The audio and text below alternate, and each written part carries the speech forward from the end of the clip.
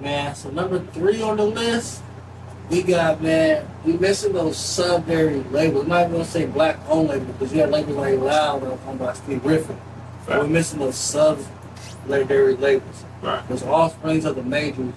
So you have somebody that's in touch with the culture, picking the music and pushing the button on when it's coming out, knowing the timing.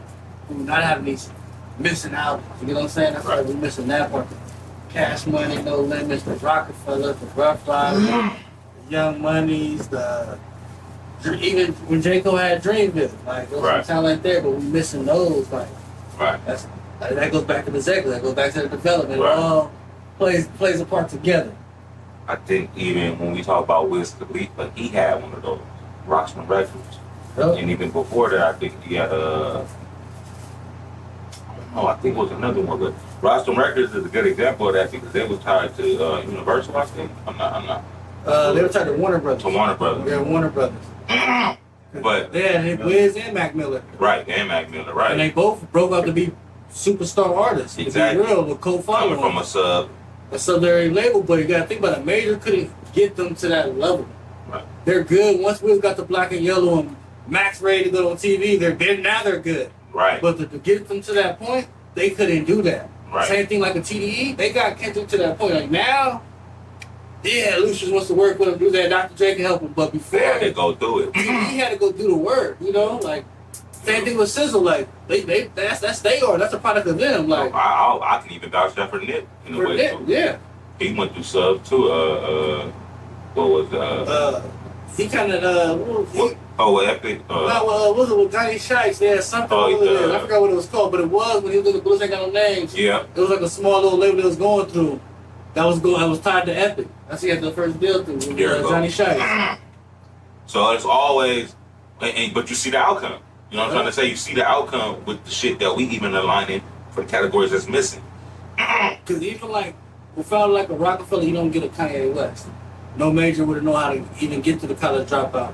To get to the, you know what I'm saying? Hell no, it wouldn't be. You don't get a Jay-Z, you don't get a DMX, you don't get a Ja Rule. The majors couldn't do the work. No. To put that in to even understand how that's going to work. Because of the skeleton.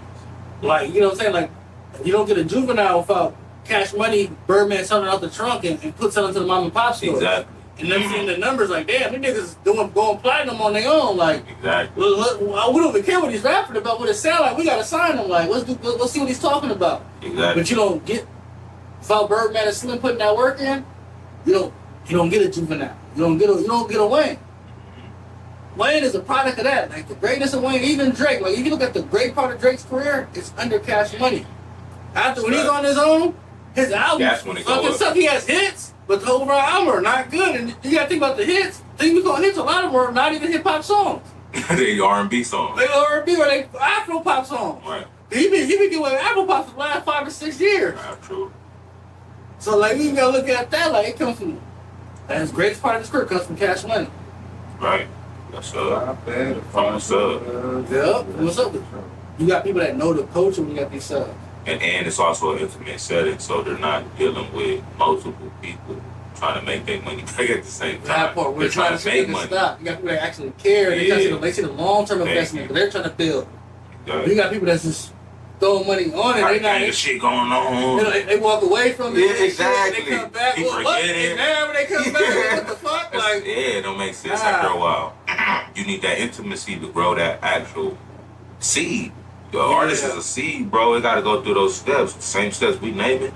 Come up that, and all those people we name it went through the soil, went through the watering, went through the germination. They went through all those seeds. They went through the botany of this shit and became what they came by the time we seen them. And if you don't do the homework, you're going to try to get out here and think you Nipsey. Not knowing this nigga damn near was 10 years in by the time we seen him. Bro, like, man, really, Brian, like, he almost signed the show. He should have didn't want to sign him at one point because he wasn't developed yet. Right. He didn't see it.